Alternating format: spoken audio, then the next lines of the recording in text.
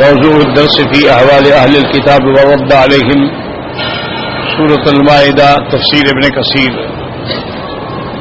الحمد لله رب العالمين والصلاة والسلام على أشرف الأنبياء وسيد المرسلين سيدنا محمد وعلى آله وأصحابه أجمعين. اللهم صل على سيدنا محمد وعلى آل سيدنا محمد كما صليت على إبراهيم وعلى آل إبراهيم في العالمين إنك حميد مجيد. أعوذ بالله من الشيطان الرجيم. بسم الله الرحمن الرحيم.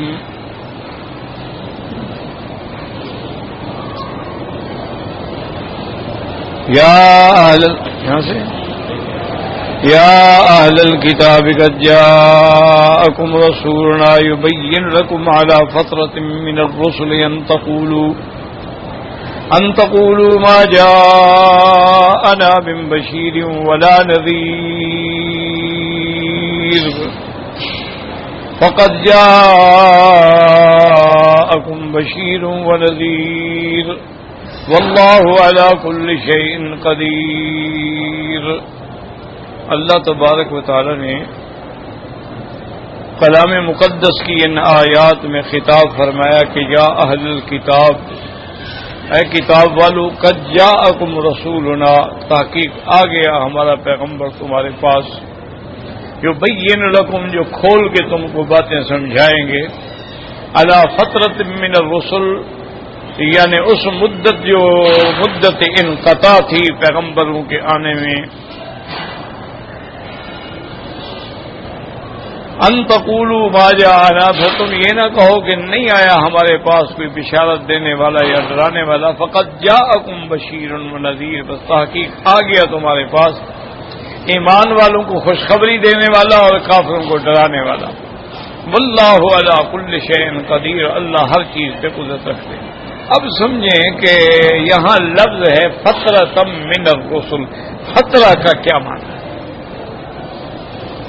فترہ کا لفظ جو ہے اس کے معانی علماء لغت نے لکھے ہیں کہ فترت کا معنی ایک تو یہ ہے کہ سست ہو جانا،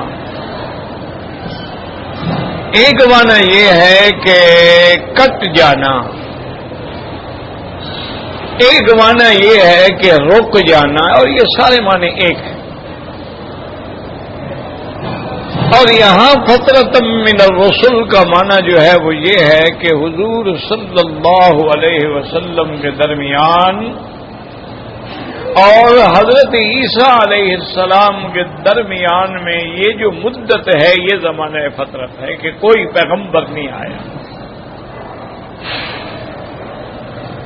حتیٰ کہ ایک حدیث مبارک میں ہے کہ حضور پاک نے خود ارشاد فرمایا صلی اللہ علیہ وسلم کہ انا اول الناس بعیسیٰ، میں عیسیٰ علیہ السلام کے سب سے زیادہ قریب ہوں. لیس بیننا نبی، ہم دونوں کے درمیان میں اور کوئی نبی نہیں آیا. تو اس کو کہتے ہیں زمانہ فترت.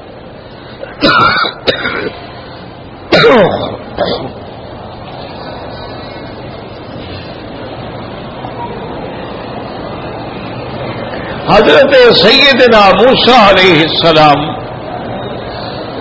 اور عیسیٰ علیہ السلام کے زمانے میں بعض علماء فرماتے ہیں کہ 1600 سال کا وقفہ، اور بعض علماء فرماتے ہیں کہ 1200 سال کا وقفہ ہے. لیکن اس زمانے میں حضرت موسیٰ علیہ السلام سے لے کر حضرت عیسیٰ علیہ السلام تک 1000 تو صرف بنی اسرائیل سے نبی آئے. بہت نبی ہیں. اللہ تبارک و تعالی نے بنو اسرائیل میں بڑے انبیاء تھے. اب عیسیٰ علیہ السلام اور حضور کے درمیان میں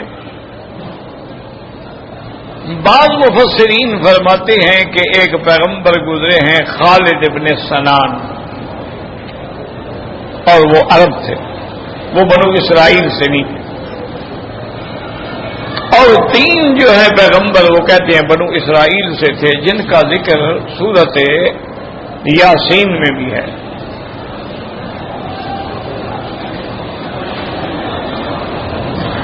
نے قرآن فرمایا وَاضْرِبْ لَهُم مَّثَلًا أَصْحَابَ الْقَرْيَةِ إِذْ جَاءَهُمُ الْمُرْسَلُونَ.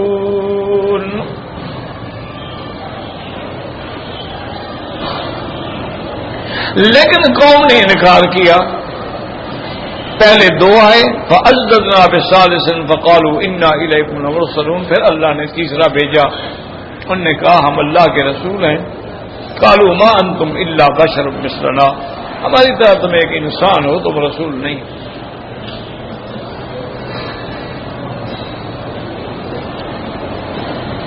اور یہی مشکل جو ہے یہ عجیب، یعنی اللہ پاک رحمت فرمائے، اصل میں تو وہی ہے نا کہ اللہ سے دعا کیا کریں کہ اللہ ہمیں ہدایت دے. اہدنا الصراط المستقیم. اب وہ لوگ جو ہیں وہ انبیاء کو بشر مانتے تھے لیکن نبی نہیں مانتے تھے. ان کا عقیدہ یہ تھا کہ آپ تو بشر ہیں، بشر مثلنا، ہماری طرح انسان ہو، کھاتے ہو، پیتے ہو، بچے ہیں، اولاد ہے، دکھ ہے، سکھ ہے، تم نبی کیسے ہو؟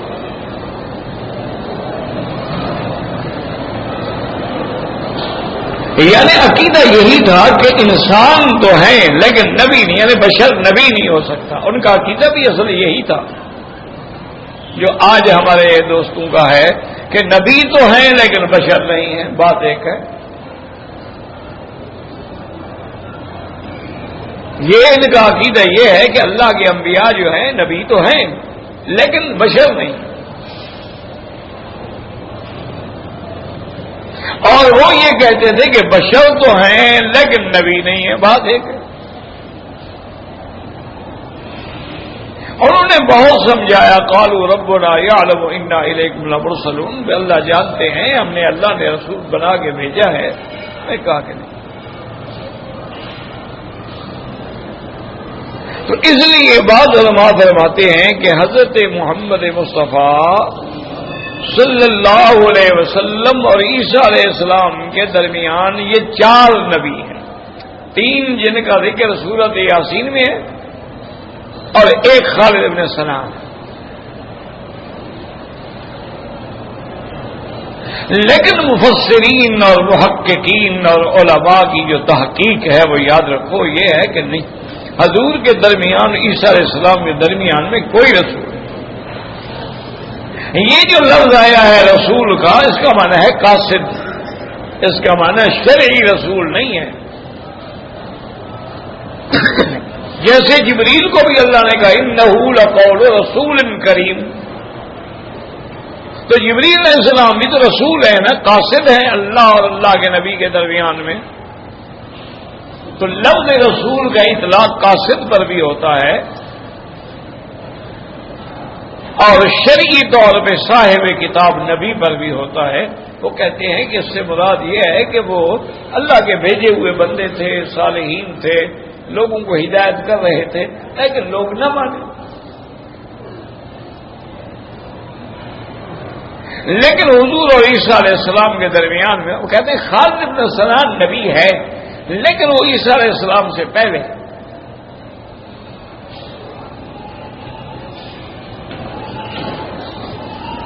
ابھی یہ ایک بات ابھی سے دماغ میں رکھ لیں، کیونکہ آج کل آپ دیکھ رہے ہیں کیسے کیسے فتنے دنیا میں پیدا ہو رہے ہیں، کیسے کیسے جادوگر اور فتنہ گر آئے ہوئے ہیں دنیا میں. اور مقصد کیا ہے؟ اسلام کا نقصان.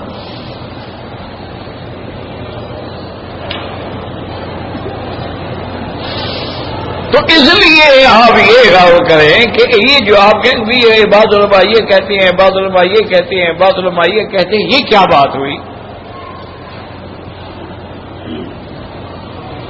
اکثر لوگوں کے دماغ میں یہ خلل پڑ جاتا ہے نا. یہ بعض کہتے ہیں 1600 سال کا فاصلہ ہے، بعض کہتے ہیں 1200 سال کا فاصلہ ہے، بعض کہتے ہیں کہ حضور اور حدیث کے ساتھ درمیان میں 550 سال کا فاصلہ ہے، اور بعض علماء کہتے ہیں 600 سال کا فاصلہ ہے. یاد رکھو یہ اختلاف نہیں ہے،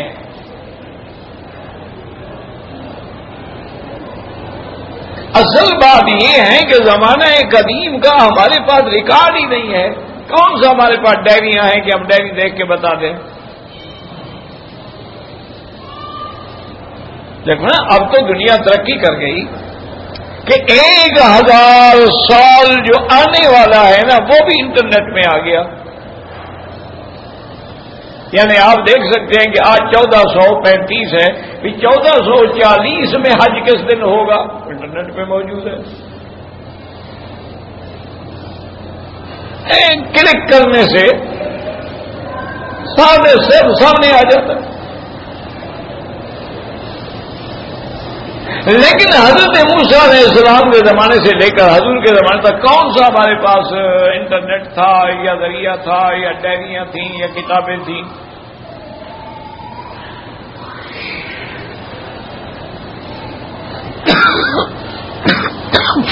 سینہ بر سینہ روایات تھی.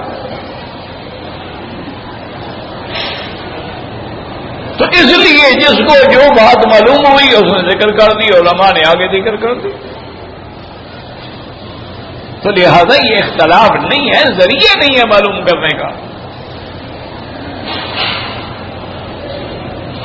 اب دیکھیں نا جی کہ آپ ساری دنیا کے مولوی اکٹھے کر لیں، یہ بتائیں حضرت موسیٰ علیہ السلام کس تاریخ کو پیدا ہوئے تھے، تاریخ پیدائش کیا تھی، کیسے پتہ کر سکتے ہیں؟ کوئی ریکارڈ ہی نہیں.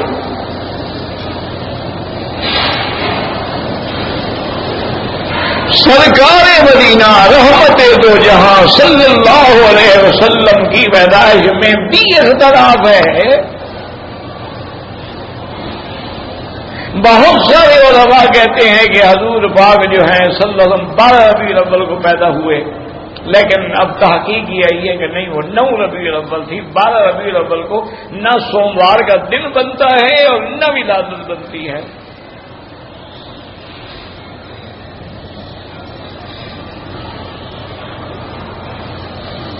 اس لیے کہ ریکارڈ کوئی نہیں.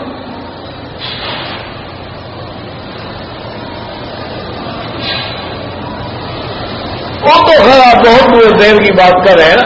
میری اپنی جب پیدائش ہوئی میں مکے میں پیدا ہوا الحمدللہ، لیکن آج تو خیر ہر آدمی مکی بن گیا ماشاءاللہ. وہ اس شہرت سے فائدہ اٹھانے کے لیے جہاں جاتے ہیں آگے مکی لکھ دیتے ہیں. اللہ کے بندے مکے میں جو رہتے ہیں سارے مکی ہو گئے بس.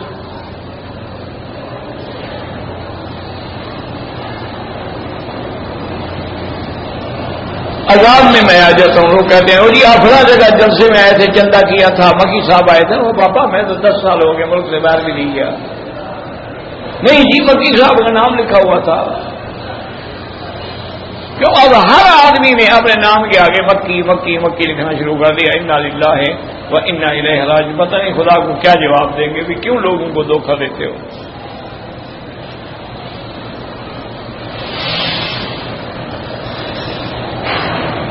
اور بڑے بڑے اہل علم، بڑے بڑے بزرگ، بڑے بڑے پڑھے لکھے لوگ اس مصیبت میں مبتلا ہیں. اچھا جی اگر ہم رکھنے نہیں تو آج تک تم نے کیوں نہیں رکھی؟ اب تمہیں یاد آ گیا نسبت رکھنا. تو بہرحال مقصد میرا یہ تھا کہ میں یہاں پیدا ہوا. جس دور میں ہم یہاں پیدا ہوئے اس زمانے میں کوئی نہیں تھا کہ تبلیغ ولادت کہ تاریخ ولادت لکھی جائے اور سرٹیفکیٹ دیا جائے کہ بچہ کب پیدا ہوا. کوئی نہ ریکارڈ، نہ ہسپتال، نہ کاغذ، نہ قانون. اس لیے مجھے اپنی تاریخ ولادت کا صحیح پتہ نہیں ہے. میں نے لوگوں سے پوچھ پوچھ کے اندازہ کیا ہوا ہے.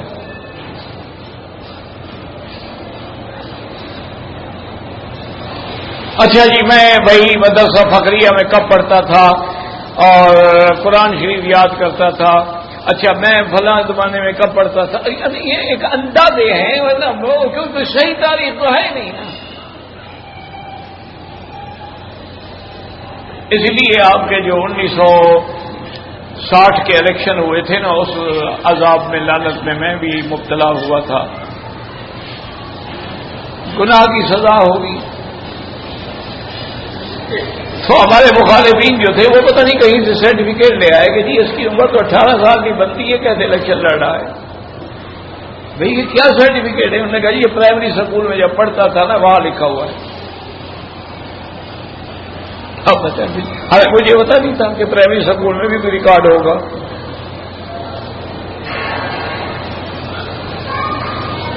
تو اس لیے مانا یہ ہے کہ اس کو اختلاف نہ سمجھا کرو، دماغ سے بات نکال لو کہ بھئی چونکہ ریکارڈ رکھنے کا ذریعہ کوئی نہیں تھا، صاف بات اختلاف ہوگا.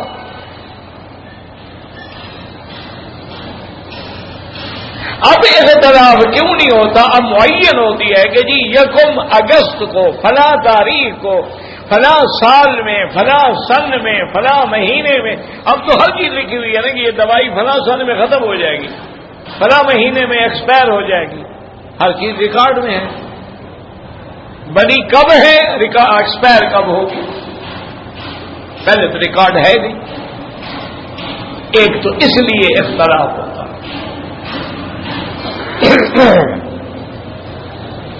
پہلے لوگ جو تھے نا جی وہ بڑی بڑی باتوں کو یاد رکھتے تھے. وہ جی مکے میں وہ جب ہاتھی آئے تھے، ایک بڑی بات تھی نا، تو اس لیے لوگ کہتے تھے کہ حضور ولد سنۃ الفیل، جس سال ہاتھی آئے تھے نا اسی سال حضور محمد مصطفیٰ پیدا ہوئے تھے. بھئی اب ہاتھی کس تاریخ کو آئے تھے؟ تاریخ تو کسی کے پاس نہیں. اس لیے اس اختلاف کو اختلاف نہ سمجھا کرو، یہ حالات ہیں. ایک دوسری بات یہ ہے کہ اگر وقفہ حضرت موسیٰ اور عیسیٰ علیہ السلام کے حضور کے درمیان 600 سال ہے تو کیا ہے، اور 500 سال ہے تو کیا ہے، اور 550 سال ہے تو کیا ہے؟ کوئی ایسا مسئلہ بھی تو نہیں نا.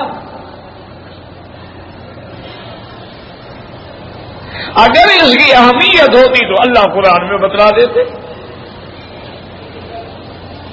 اب سارا قرآن پڑھیں آپ. اصحاب کہف کا قصہ ہے، کس تاریخ کو ہوا ہے جی اللہ کو بتلا.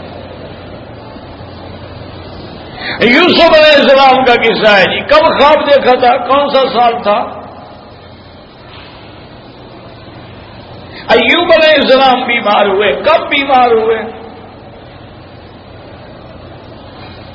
یونس علیہ السلام کو مچھلی نے نگل لیا، کس سن میں، کون سا دن تھا، کون سی رات تھی، ضرورت ہی نہیں ہے.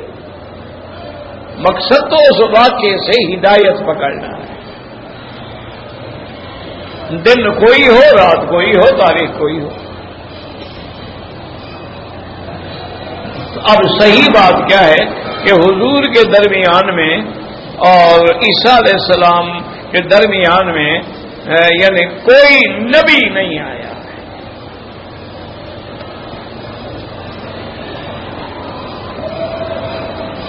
اچھا اب یہ بھی ایک بہت بڑا مسئلہ ہے کہ زمانے فطرت کے جو لوگ ہیں، جس زمانے میں کوئی نبی نہیں آیا، وہ جب مر جائیں گے وہ جنت میں جائیں گے یا جہنم میں جائیں گے؟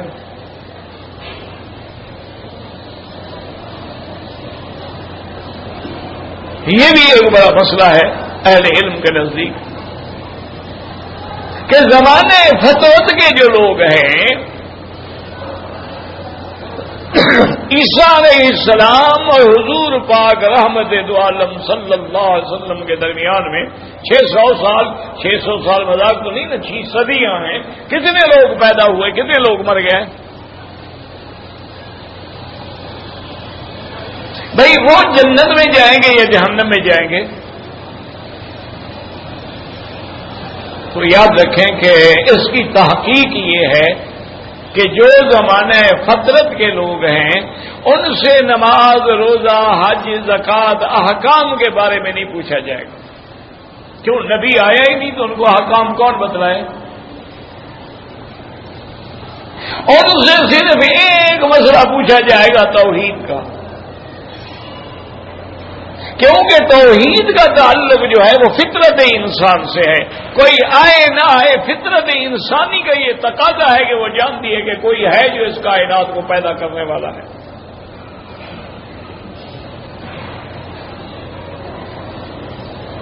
ان سے صرف یہی سوال ہوگا.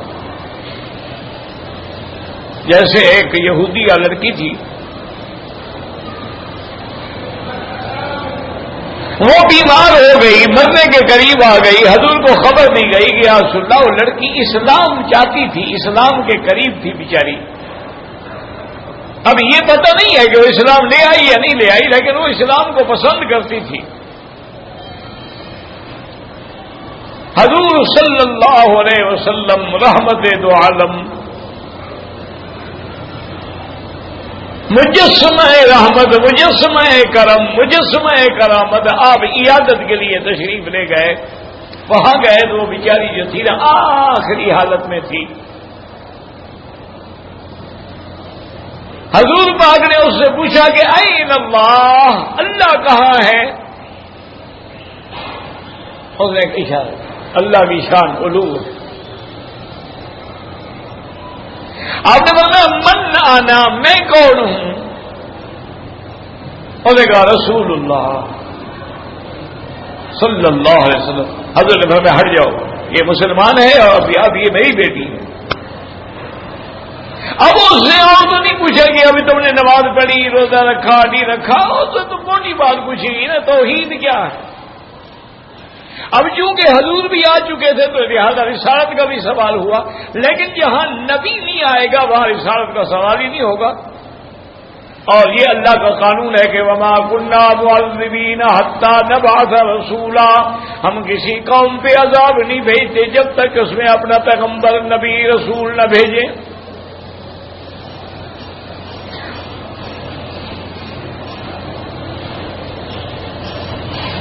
اسی لیے یہ سارا جھگڑا ہے نا جی کہ حضور کے والدین کا کیا ہوگا۔ اس لیے بعض علماء کہہ دیتے ہیں نا کہ وہ بھی تو زمانہ فطرت کے لوگ ہیں نا، ابھی حضور کو نبوت تو نہیں ملی تھی، ان سے صرف توحید کے بارے میں سوال ہوگا، اور توحید کے بارے میں تو واضح ہو رہا ہے کہ آپ کے والد کا نام ہی عبداللہ ہے، وہ تو اللہ کا بندہ ہے نا۔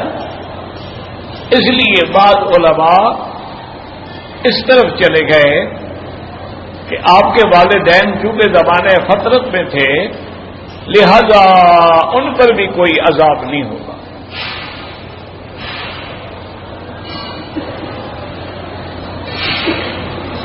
لیکن ایک حدیث مبارک میں آتا ہے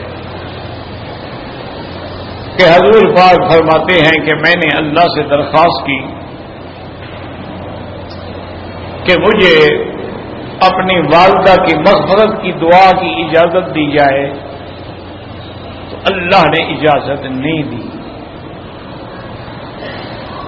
صرف یہ اجازت دے دی کہ تم قبر پہ جا سکتے۔ حضور پاک قبر پہ تشریف لے گئے لیکن مغفرت کی دعا دی۔ اور اسی طرح ایک حدیث میں آتا ہے کہ ایک آدمی نے پوچھا کہ یا رسول اللہ، میرے والدین اسلام لانے سے پہلے مر گئے۔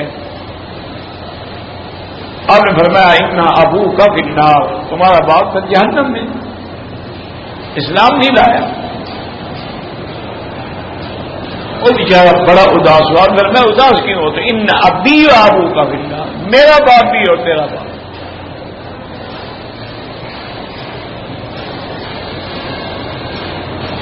اور ابراہیم علیہ السلام کے بارے باپ کے بارے میں تو پھر قرآن میں نص قطعی ہے نا، وہاں تو کوئی احتمال ہی نہیں۔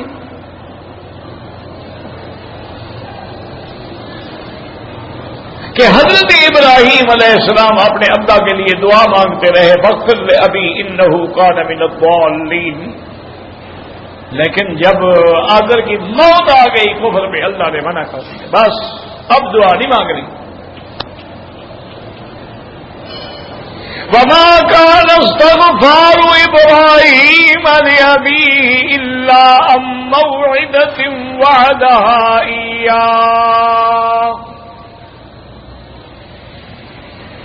فلما تبين له أنه عدو لله تبرأ منه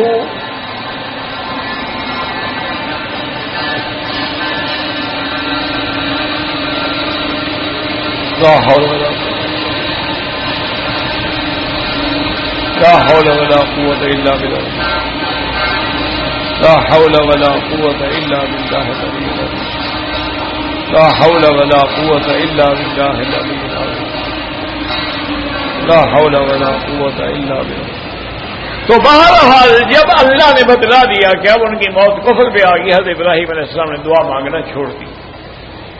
تو اس لیے علماء نے مسئلہ نکالا ہے کہ تمہارے والدین ہیں، رشتہ دار ہیں، دوست ہیں، کافر ہیں، زندہ ہے تو ہدایت کی دعا مانگو، اللہ قادر ہے ہدایت دے دے. لیکن اگر وہ کفر پہ مر جائے تو اب دعا مت مانگو. اگر وہ مشرک ہے، شرک پہ مر گیا، اب دعا مت مانگو. اور اسی طرح صحیح حدیث میں ہے کہ قیامت کا دن ہوگا،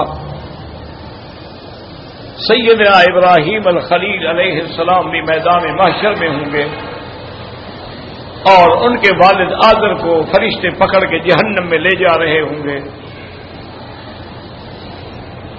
تو حضرت ابراہیم اللہ سے عرض کریں گے کہ مولا تیرا تو وعدہ ہے یوم لا یخزی اللہ النبی کہ میں اپنے نبیوں کو رسوا نہیں کروں گا. دعا کریں اللہ ہمیں بھی قیامت میں رسوا دے. دل سے دعا کریں اللہ ہمیں موت میں رسوا دے، اللہ ہمیں قبر میں رسوا نہ کرے، اللہ ہمیں حشر میں رسوا نہ کرے، اللہ ہمیں ثابت قدم رکھے اور کلمہ شہادت پہ ایمان پہ موت آئے. حضور صلی اللہ علیہ وسلم کی شفاعت نصیب ہو، صحابہ اہل بیت اولیاء کی محبت نصیب ہو، علماء اور ائمہ فقہاء اور محدثین کا ادب نصیب ہو. دعا کیا کرو، آدمی کے بھٹکتے دیر نہیں لگتی.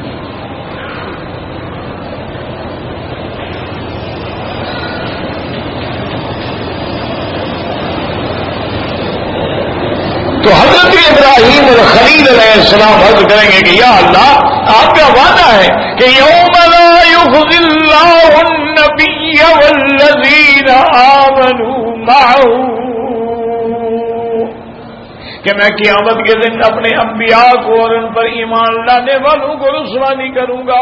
ای خزی من الاب الابعد،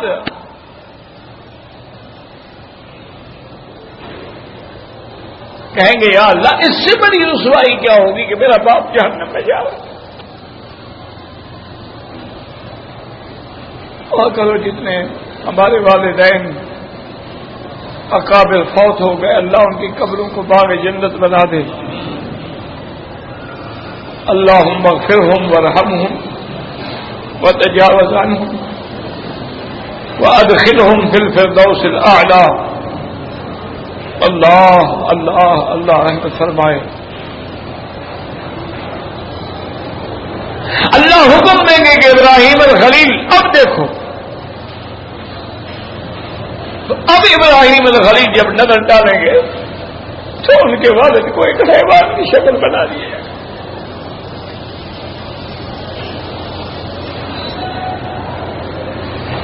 واہ میرا مولا تیری شان ہے، کل یوم ہوا فی شان.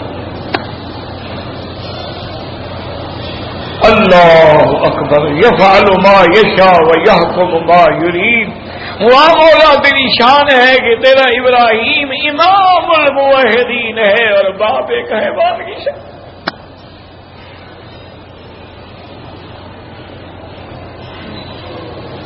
انا للہ و انا الیہ راجعون.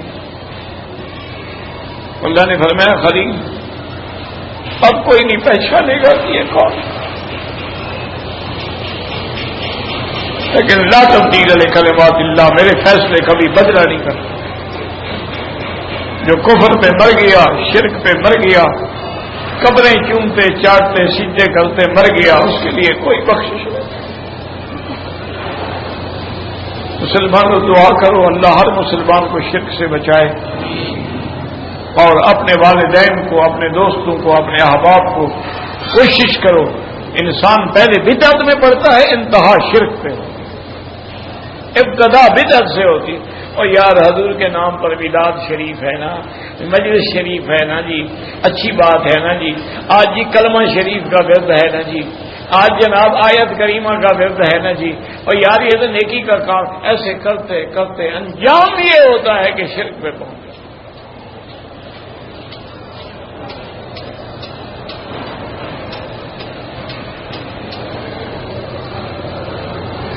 تو اس لیے اب بڑی مشکل ہو جاتی ہے۔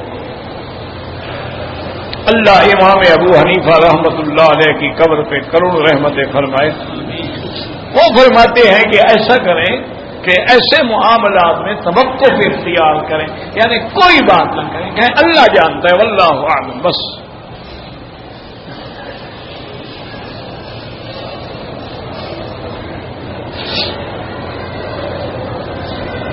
حالانکہ جلال الدین سیوطی نے رحمۃ اللہ علیہ بہت بڑا آدمی ہے، بہت بڑا آدمی، مفسر ہے، محدث ہے، اللہ کا ولی ہے، انہوں نے تو ایک رسالہ بھی لکھ دیا کہ حضور کے والدین کو دوبارہ زندہ کیا گیا اور وہ پھر ایمان لے آئے۔ بس اتنے بڑے لوگ ہیں، ہم چھوٹا منہ بڑی بات، ہم کیا کہہ سکتے؟ اللہ کے بندے جب موت آ گئی تو اس کے بعد چاہے زندہ بھی کیا جائے تو کیا اس کا پھر وہی اعتبار ہوگا جو پہلی زندگی کا تھا؟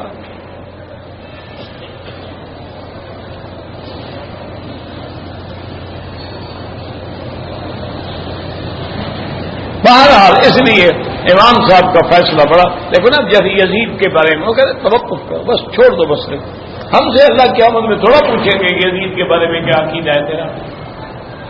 جب ہم سے پوچھیں گے نہیں، ہم کیوں ملا وجہ اپنے آپ کو الجھائیں؟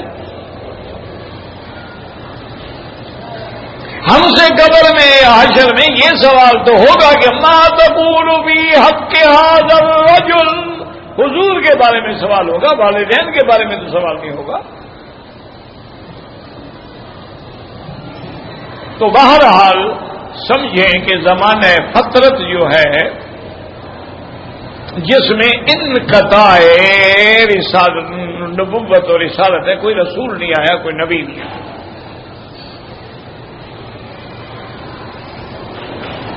یعنی مستقل نبی اور رسول نہیں آیا۔ البتہ سابقہ ادیان کی کوئی نہ کوئی شکل تو باقی تھی نا۔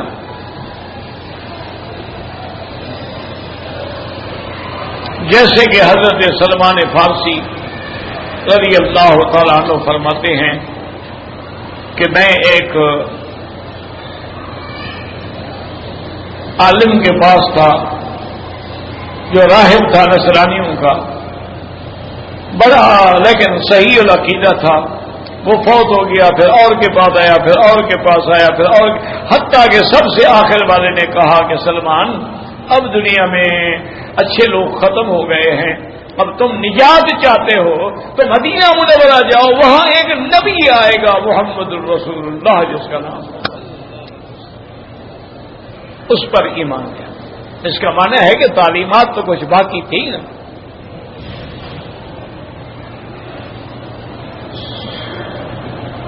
اور اسی لیے آپ دیکھیں نا کہ مشرکین مکہ بھی کہتے تھے کہ اللہ ہم تو ملت ابراہیم پہ ہیں، وہ بھی یہ کہتے تھے کہ ہم تو ابراہیم علیہ السلام کے بنائے ہوئے کعبے کے مجاور ہیں نا، ہمیں الحمص۔ اسی لیے اللہ نے قرآن میں تفصیل کی، ما کان ابراہیم یہودیا ولا نصرانیا ولكن كان حنيفا مسلما وما كان من المشركين۔ اللہ نے فرمایا بدبختو ابراہیم علیہ السلام یہودیت پہ نہیں تھے، نصرانیت پہ نہیں تھے، نہ وہ مشرکین کا مذہب رکھتے تھے۔ وہ بتوں کے توڑنے والا، تم بتوں کے جوڑنے والے، تمہارا کیا تعلق ابراہیم سے؟ لیکن دعویٰ تو کرتے تھے نا کہ ہم ملت ابراہیم پہ ہیں۔ اچھا طواف بھی کرتے تھے، تو طواف کہاں سے ان کو سیکھا؟ حج بھی کرتے تھے، باقاعدہ احرام باندھتے تھے۔ تو یہ تعلیمات تو سارے ابراہیم علیہ السلام کے ہیں نا، کہ جب اللہ نے کعبہ بنا دیا اللہ کے حکم سے، اس کے بعد دعا کی ربنا ارنا مناسکنا وتب علینا انک انت التواب الرحیم۔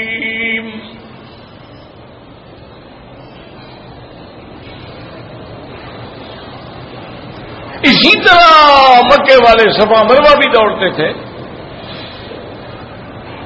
لیکن مصیبت یہ تھی کہ صفا پہ بھی بت رکھا ہوا تھا، مروہ پہ بھی بت رکھا ہوا تھا، اور کعبہ شریف کے اندر بھی بت رکھے ہوئے تھے، اور زمزم جو کنواں ہے اس کے ارد گرد بھی سارے انصاب تھے، اور مکے مدینے کے راستے میں بھی بت تھے، ہر جگہ بت۔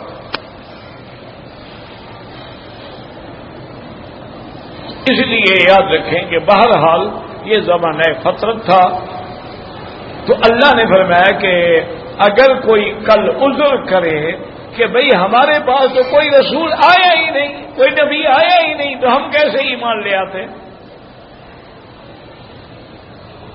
ان تقولوا ما جاءنا من بشیر ولا نذیر فقد جاءکم بشیر ونذیر۔ اللہ فرمائے اب تو میں نے محمد مصطفیٰ بھیج دیا صلی اللہ علیہ وسلم، اب تو میں نے بشیر بھی بھیجا، نذیر بھی بھیجا، اور افضل الرسل خاتم الانبیاء والرسل، خاتم الانبیاء والمرسلین، امام المتقین، امام الانبیاء والمرسلین بھیج دیا ہے، اب تو تمہارا کوئی عذر باقی نہیں ہے، اب اسلام کیوں نہیں لے آتے ہو؟ اب تو اللہ کے نبی آ گئے۔ جیسے دوسری خبر میں یا ایھا النبی انا ارسلناک شاہدا ومبشرا ونذیرا وداعیا الی اللہ بإذنہ وسراجا منیرا۔ اللہ نے حضور پاک کو بھیجا، آپ کو شاہد بھی بنایا، بشیر بھی بنایا، نذیر بھی بنایا، سراج منیر بھی بنایا۔ تو اس لیے اس آیت میں اللہ نے خطاب کیا کہ یا اہل الکتاب قد جاءکم رسولنا، اب تو تمہارے پاس ہمارا پیغمبر آ گیا ہے، اب تو عقل کی بات کرو۔ اب ایک شبہ یہاں باقی رہ جاتا ہے آیت میں کہ جب زمانہ فطرت ہے، نبی کوئی نہیں ہے، رسول کوئی نہیں ہے، لیکن اللہ تو پھر بھی ان کو اہل کتاب فرما رہے ہیں۔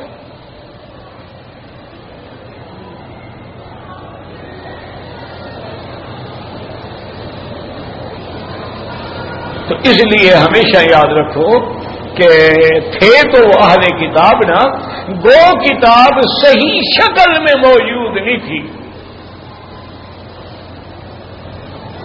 علامہ شیخ الاسلام ابن تیمیہ رحمۃ اللہ علیہ نے لکھا ہے کہ اس زمانے میں بھی تورات خالص اصلی شکل میں موجود تھی، لیکن چونکہ قلیل تھی، نادر تھی، اس لیے نہ ہونے کے برابر تھی۔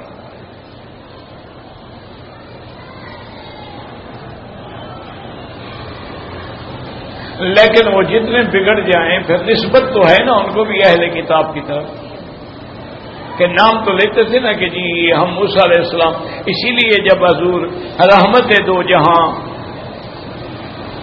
سرکار دو عالم سیدنا محمد مصطفیٰ صلی اللہ علیہ وسلم مدینہ تشریف لائے تو آپ نے دیکھا کہ محرم میں یہودی روزہ رکھتے ہیں 10 تاریخ کا۔ یہ جو یوم عاشورہ مشہور ہے نا، اس کا تعلق حضرت حسین سے نہیں ہے، یہ تو جاہلوں نے بنا رکھا ہے نا،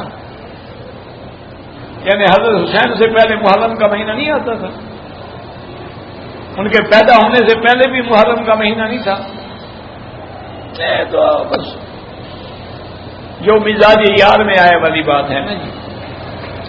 یوم عاشورہ پر یہودیوں نے روزہ رکھا تھا، تو حضور پاک نے پوچھا رحمت دو جہاں صلی اللہ علیہ وسلم نے بھی کیوں روزہ رکھتے ہو؟ انہوں نے کہا حضور یہ وہ دن ہے کہ ان اللہ انجا موسیٰ ومن معہ واغرق عدوہ فرعون، اسی دن اللہ نے موسیٰ علیہ السلام کو نجات دی اور فرعون کو غرق کیا، تو ہم اسی کے شکر میں روزہ رکھتے ہیں۔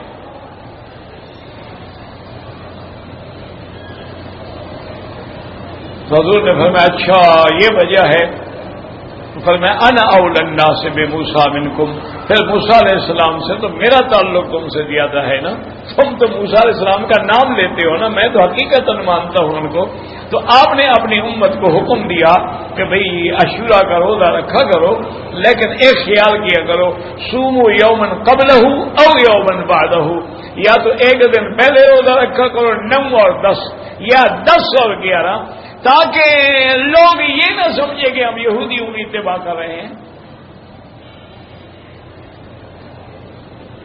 تو جس بات میں تھوڑا سا شبہ بھی پڑتا ہو نا تو حضور نے اس کا راستہ کاٹ دیا.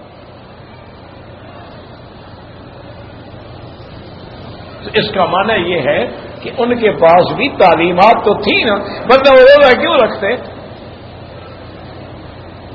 تو بہرحال اصل بات یہی ہے کہ بگڑے بگڑے تھے. عیسیٰ علیہ السلام کو خدا بھی کہہ دیتے تھے، کوئی بیٹا کہتا تھا، کوئی ثالث و ثلاثہ کہتا تھا، لیکن چونکہ منسوب تھے کتاب تورات کی طرف اور انجیل کی، اللہ نے یا اہل الکتاب یا اہل الکتاب یا اہل الکتاب. جیسے آج ہمارا دیکھ لو، جتنا بگڑا بگڑا نام مسلمان ہے ماشاءاللہ، روز قبر پہ سجدہ کرے مسلمان ہے، روز غیر اللہ کے نام پہ نذر نیاز چڑھائے مسلمان ہیں، روز قبروں میں جا کے دیگیں پکا کے لنگر چلائے مسلمان ہیں، روز قبروں میں جا کے اعتکاف بیٹھے، 9 راتیں بیٹھے، پھر بھی مسلمان ہیں، پیر کے نام پہ چوٹی رکھے بچوں کی، پھر بھی مسلمان ہیں. نام تو رہے گا نا، لیکن اصل مسلمان کون ہے؟ جو متبع ہے محمد مصطفیٰ کا صلی اللہ علیہ وعلا آلہ واصحابہ وسلم تسلیما کثیرا کثیرا. تو اب اللہ نے کھل کے بیان کر دیا، پہلے یہود کا، پھر نصارہ کا، پھر ان کے عقیدے، پھر ان کے بعد رد، اور اب ایک جامع بات فرما دی کہ یا اہل الکتاب قد جاءکم رسولنا یبین لکم، کھول کے بیان کر دیا. علی فترۃ من الرسل، انقطاع رسول کے زمانے میں، تاکہ تم یہ نہ کہہ سکو کہ ان تقولوا ما جاءنا من بشیر ولا نذیر فقد جاءکم بشیر ونذیر واللہ علی کل شیء قدیر. اور اللہ ہر چیز پہ قدرت رکھتے ہیں. یہ کیوں فرمایا؟ اس لیے فرمایا کہ تم ایمان لاؤ یا نہ لاؤ، اللہ کا کوئی نقصان نہیں، اللہ ہر چیز پہ قادر ہے. اللہ تبارک و تعالیٰ تو اس میں بھی قادر ہیں کہ ساری مخلوق کو مسلمان کر دے، اللہ اس میں بھی قادر ہیں کہ ساری مخلوق کو ہلاک کر دے، لیکن اللہ کا نظام ہے کہ یہ دنیا دار العمل ہے، یہ دنیا دار الاختبار ہے، یہ دنیا دار الامتحان ہے. اور امتحان تو تب ہوگا خیر بھی ہو، شر بھی ہو، حق بھی ہو، باطل بھی ہو، صدق بھی ہو، کذب بھی ہو، صراط مستقیم بھی ہو، صراط ماہ وجاج بھی ہو، پھر حق واضح ہوگا. اس لیے اللہ تبارک و تعالیٰ نے اس دنیا کو پیدا فرمایا ہے تاکہ قیامت والے دن ہر بندہ جو ہے اس کو اپنے اپنے اعمال کے مطابق جزا دی جائے گی. واللہ عالم.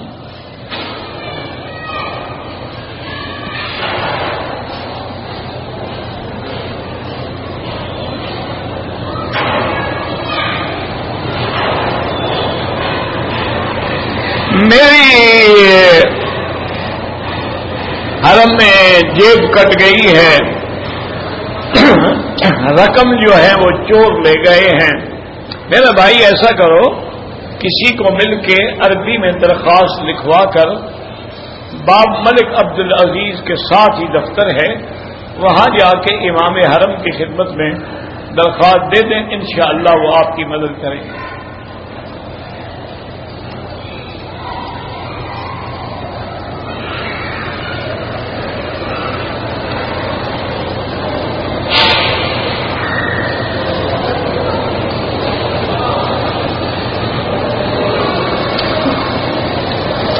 بہرحال ایک آدمی نے موبائل چوری کیا، جب اس سے پوچھا گیا اس نے کہا میں نے چوری نہیں کیا. انہوں نے کہا بھی حلف اٹھاؤ گے، اس نے حلف بھی اٹھا لیا. بعد میں اس نے کسی دوسرے آدمی سے کہا کہ موبائل تو میں نے چوری کیا تھا اور میں نے قسم بھی جھوٹا اٹھایا، اب میں موبائل کے دوست کو پیسے دے دوں گا۔ جھوٹی قسم جو ہے نا، یاد رکھو یہ بہت بڑا گناہ ہے، جھوٹی قسم کا کفارہ نہیں ہوتا۔ یہ لوگوں کو بڑا مغالطہ لگا ہوا ہے کہ جھوٹی قسم کھا لو اور کفارہ دے دو، یہ کہاں کا مسئلہ ہے؟ جھوٹی قسم جو ہے، شہادت زور جو ہے، اس کو تو کبیرہ گناہوں میں شمار کیا گیا ہے۔ اس کا علاج کیا ہے کہ اللہ کے آگے توبہ کرے اور حق والے کو حق واپس کرے۔ وہ جو آپ نے کفارہ سنا ہے نا، وہ کفارہ اس قسم پہ ہوتا ہے کہ کوئی بندہ کسی اچھے کام کو چھوڑنے کی قسم کھا لے۔ مثلا بھائی سے جھگڑا ہو گیا، قسم کھا لی میں بھائی کے گھر میں نہیں جاؤں گا، حالانکہ بھائی کے گھر میں جانا شریعت کا حکم ہے کہ صلہ رحمی کرو۔ اب وہ قسم کھا بیٹھا تو ایسی قسم کے لیے حکم ہے کہ قسم توڑ دو اور بھائی کے گھر میں جاؤ اور قسم کا کفارہ ادا کر دو۔ کفارہ تو کیا؟ اطعام 10 مساکین، کہ 10 مسکینوں کو صبح و شام کا کھانا کھلاؤ۔ یہ نہیں ہے کہ جھوٹی قسم کھاؤ تو کفارہ دے دو، یہ کہاں لکھا ہوا؟ جیسا کہ میرے آقا کے زمانے میں سیدنا ابی بکر صدیق رضی اللہ تعالی عنہ زیادہ سے زیادہ حضور کی خدمت میں رہتے تھے۔ ایک رات آپ کو بہت تاخیر ہو گئی،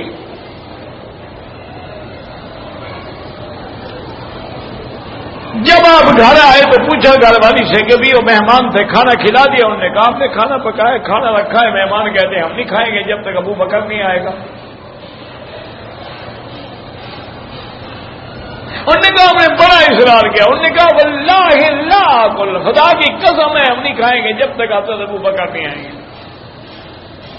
حضرت ابو بکر کو بھی غصہ آ گیا، انہوں نے کہا میں حضور کی خدمت میں تھا، اب مجھے مہمانوں کا فکر ہوتا ہے یا سرکار دو جہاں کی خدمت کا فکر ہوتا، اور میں واللہ لا آکل، خدا کی قسم میں بھی نہیں کھاؤں۔ اب بیوی نے دیکھا، اس نے کہا حضرت آپ بھی نہیں کھائیں گے، مہمان بھی نہیں کھائیں گے، واللہ لا آکل، مجھے بھی اللہ کی قسم میں بھی نہیں کھاؤں۔ اب سب نے قسم کھا لی۔ تھوڑی دیر کے بعد سیدنا صدیق نے سوچا اور فرمایا کہ یار میں اگر قسم توڑ دوں تو پھر مہمان بھی کھانا کھا لیں گے، بیوی بھی کھا لے گی، میں بھی کھا لوں گا، ٹھیک ہے میں قسم توڑتا ہوں، پھر حضور سے پوچھیں گے۔ آپ نے قسم توڑ دی، آپ نے کھانا کھایا، مہمان نے کھایا، گھر والوں نے کھایا۔ صبح حضور کو عرض کیا تو آپ نے فرمایا کہ کفارہ ادا کر دو، 10 مسکینوں کو کھانا کھلا دو، کیونکہ کھانا کھلانا تو اچھی بات تھی نا، اس سے جو قسم کھا بیٹھے تو اس کے لیے کفارہ ادا کیا، وہ ہوتا ہے کفارہ۔ یہ نہیں ہوتا ہے کہ جھوٹی قسمیں کھاؤ اور کہو جی کفارہ دے دیں گے، 10 مسکینوں کو کھانا کھلا دیں گے، کیسے کہا آپ؟ یہ تو گناہ کبیرہ ہے۔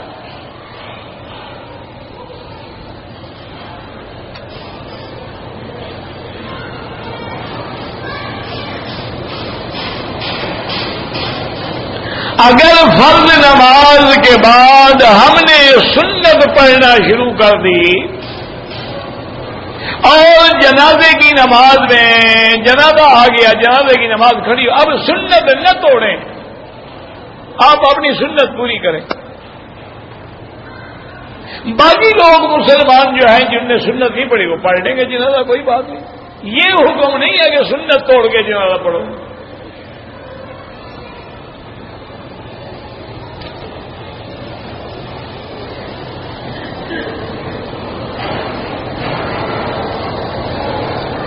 کہتے جی کہ میں مکے میں رہنے والا ہوں، میں نے مدینہ منورہ سے عید کے بعد شوال کے مہینے میں عمرہ کیا ہے، اب اگر میں اس سال حج کروں گا تو ہاں بالکل آپ کو ایک بکری رکھنی ہوگی، کیونکہ آپ نے عمرہ کر لیا ہے، لہذا اکثر علماء یہی فرماتے ہیں کہ آپ کا حج تمتع ہو جائے گا۔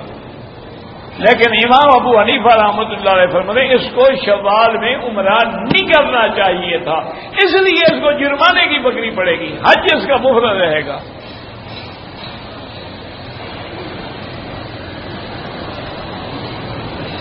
کسی نہ کسی شکل میں بکری تو تمہیں دینی پڑے گی نا.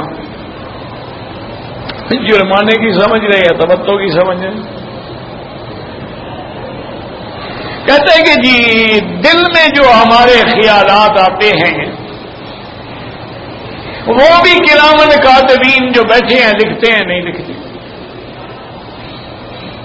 وہ تو قرآن میں ہے کرامن کاتبین یعلمون ما تب جو کرتے ہو لکھتے ہیں، جو نہیں کرتے ہو کیوں لکھے؟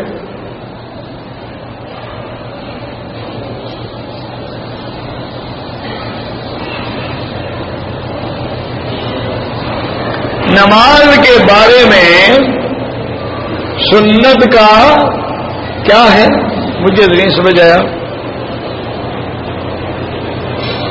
نبی کریم صلی اللہ علیہ وسلم زندگی یہ ساری حضور کی زندگی تو ہے، یہ کیا سن رہے ہو؟ یہ رات دن جو قرآن ہے، درس ہے، شاہدن بشیرن نذیرن، یہ کس کی زندگی ہے؟ عجیب بات ہے.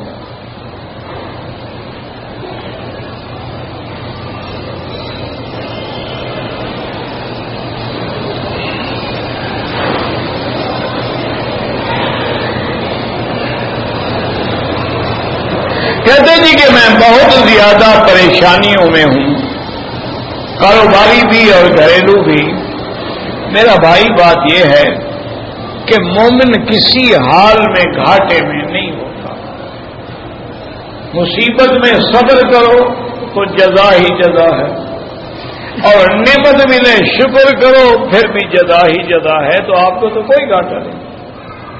تو لہذا ان پریشانیوں پہ صبر کریں،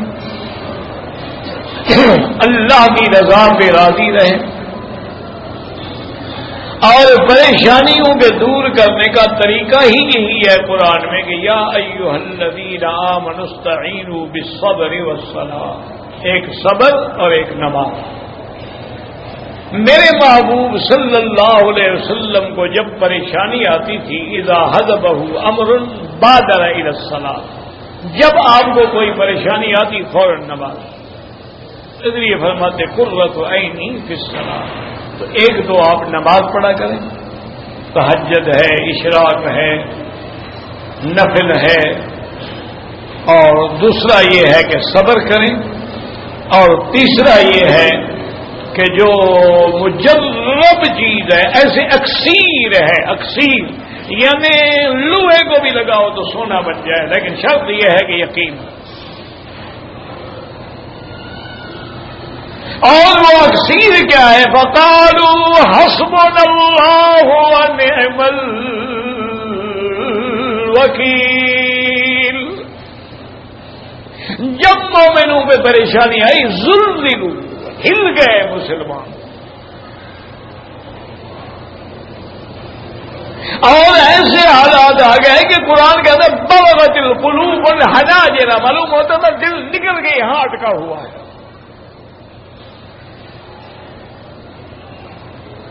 اس وقت مسلمانوں نے کیا کہا تھا؟ وقالوا حسبنا اللہ ونعم الوکیل.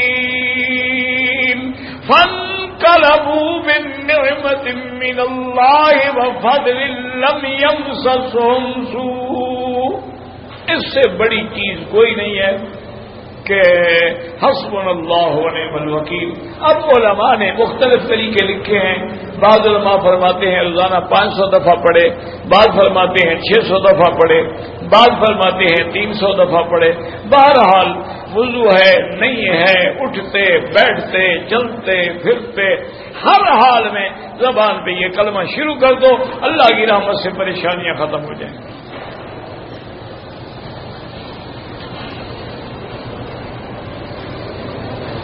اگر آدمی نے بیوی کو حق المہر نہیں دیا اور بیوی معاف بھی نہیں کرتی، حج ہو جائے گا، حج ہو جائے گا، پہلے حق المہر تو دو. پہلے حق المہر تو حضرت ادا کرو، حج تو ہو جائے گا. حج تو اللہ معاف کرے ہر گناہ گار کا بھی ہو جاتا ہے، حج تو قرض دار کا بھی ہو جاتا ہے. لیکن شرائط یہی ہیں کہ آدمی پہلے حقوق العباد ادا کرے، اور بیوی کا مہر تو حقوق العباد میں ہے، وہ ادا کرو۔ حج کرنے کے لیے تمہارے پاس پیسے ہیں، بیوی کا مہر دینے کے لیے پیسے نہیں ہیں۔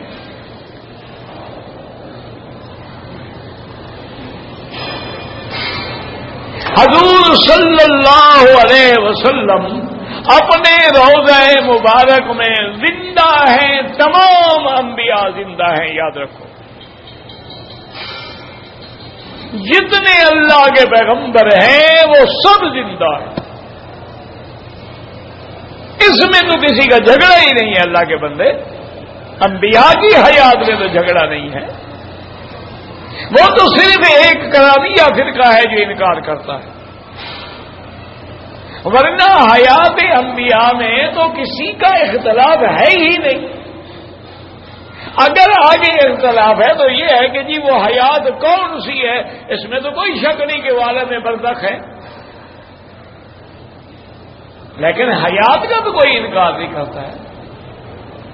انبیاء کے جسم بھی محفوظ ہیں۔ ان اللہ حرم اجساد الانبیاء علی الارض، اللہ نے زمین پہ حرام کر دیا ہے وہ پیغمبر کے جسے کو ہاتھ نہیں لگا سکتے۔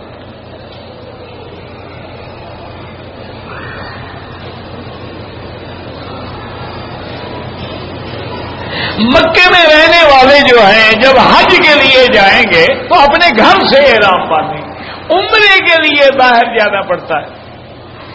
حج کا احرام جو ہے وہ مکے سے باندھیں گے۔ اب ان کی مرضی ہے کہ احرام باندھ کے طواف نفلی کر کے صفا مروہ دوڑ لیں تو واپس آ کے طواف کریں گے، صفا نہیں دوڑیں گے، ورنہ احرام باندھ کے سیدھے مینا چلے جائیں اور جب واپس آئیں گے 10 تاریخ کو انشاءاللہ طواف بھی کریں اور صفا مروہ بھی دوڑیں۔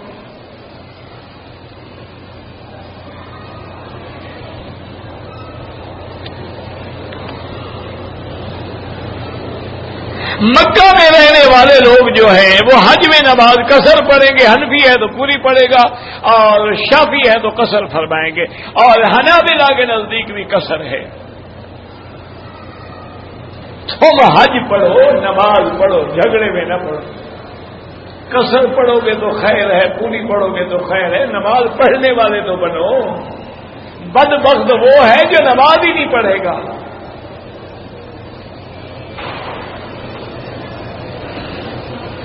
حجر اسود کے سامنے اشارہ کر کے ہاتھ لگ جائے تو چومے، نہ لگے تو چومنے کی ضرورت نہیں ہے۔ عورت کا طواف کے دوران بھی پردہ ضروری ہے، بالکل ضروری ہے۔ آج کل سب سے زیادہ رش طواف میں ہوتا ہے۔ کھانے کے دوران بولنا جائز ہے، بالکل جائز ہے، گالیاں نہ نکالیں، بولتے رہیں، کوئی بات نہیں۔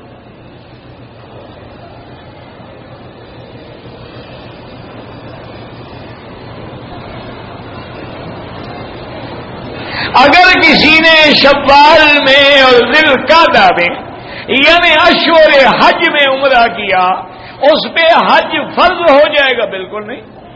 حج زندگی میں ایک دفعہ فرض ہوتا ہے، جب ایک دفعہ حج کر لیا فرض ہونے کا کیا معنی ہے؟ کوئی فرض نہیں ہوگا، کرے مرضی نہ کرے مرضی۔ پاکستان کے لیے دعا، اللہ پاک رحمت فرمائے، دعا کریں کہ اللہ تمام عالم اسلام پہ رحمت فرمائے، اللہ تبارک و تعالی اسلامی ملکوں پر اپنا عذاب رفع فرمائے۔